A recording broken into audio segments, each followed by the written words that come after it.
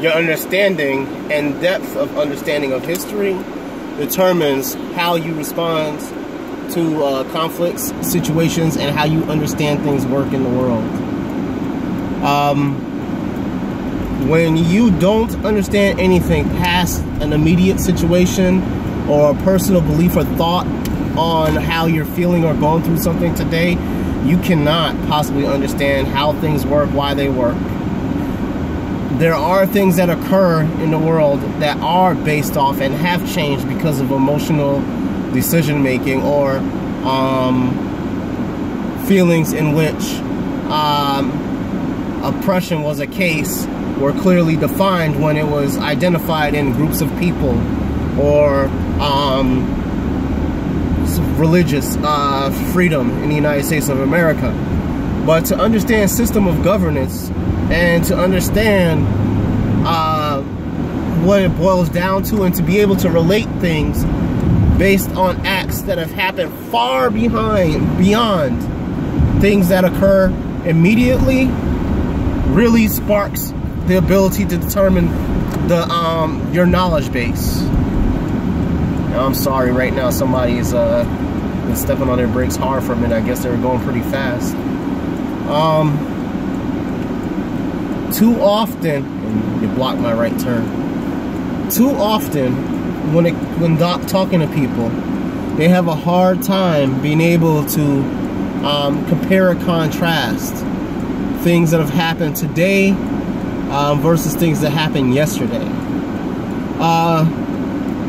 One of those things is system of governance. The answer to a question that I just posted out earlier is that the first system of governance was the family.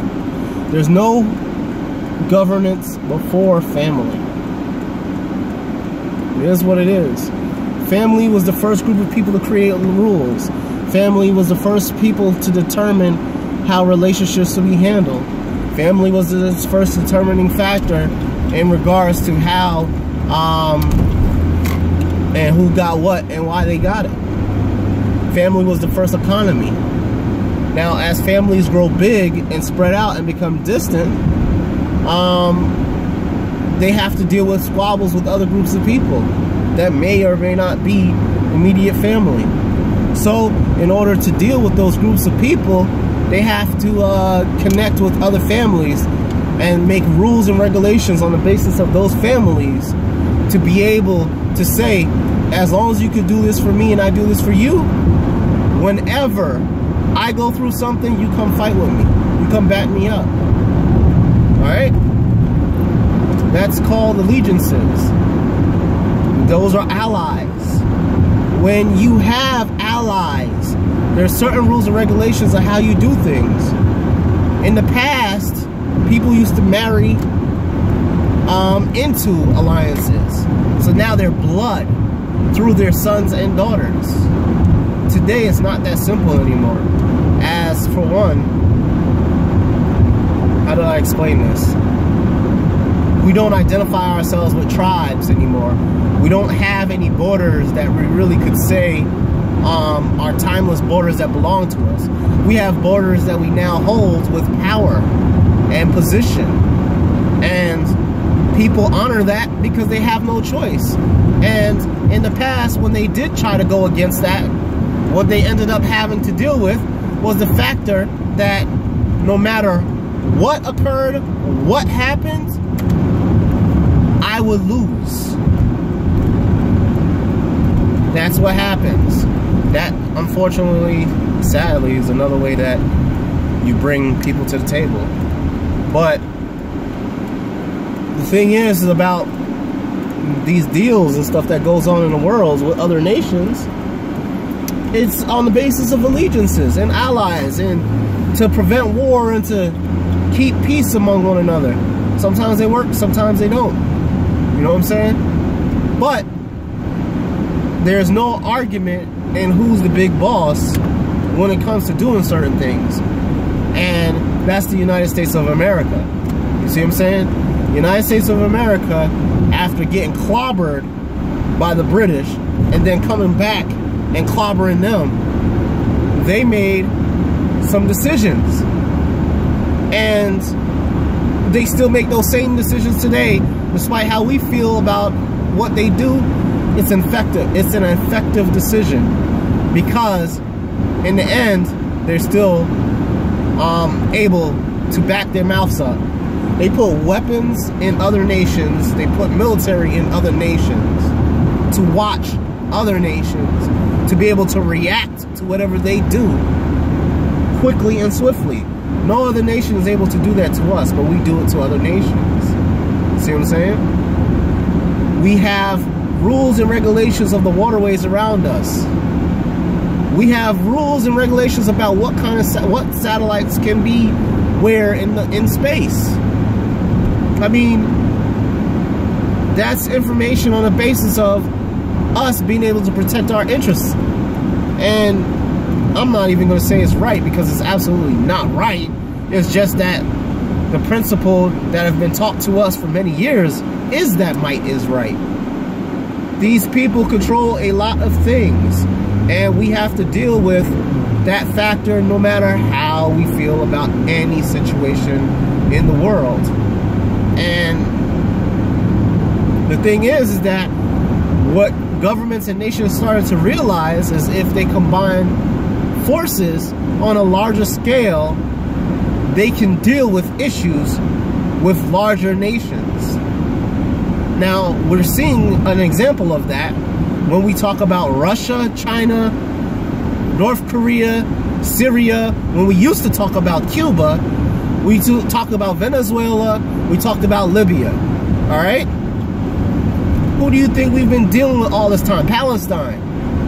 These are groups of people that have had disregard for many powers in the world, in which other powers in the world who we defeated or who we've battled a long time started acquiring alliances by giving other groups of people that had disdain for the United States of America, that had disdain for the United Kingdom, that had disdain for Italy, for Greece, for France, weapons.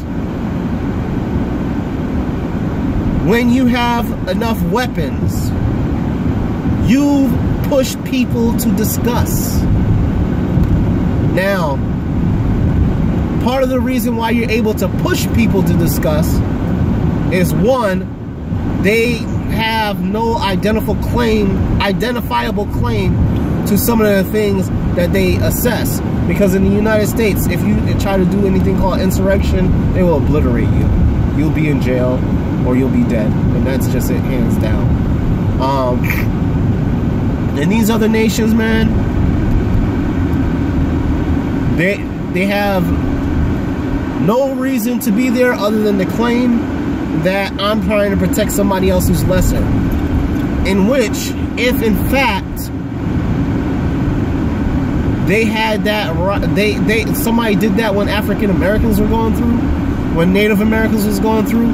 If Russia came in right now and China came in right now and pushed for unification of Black Americans and pushed for unification of Native Americans right now, and their answer to that was smuggling in and giving us heavy-duty weapons and giving us buildings, giving us manufacturing tools, and giving us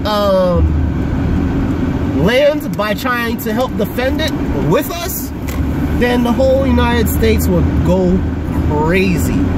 Understand that that's the same exact view that these other nations have with the United States being in their land too. So one of the real tools that the world uses to be able to control other people is import-export. It's economics. Because now you're dealing with their pockets and their ability to procure things for themselves as well as for their people. In a cold nation, there's so much you can do and so much you can get in a window of time to be able to take care of oneself. So they have one or two choices. Either they can take it or they can work with you.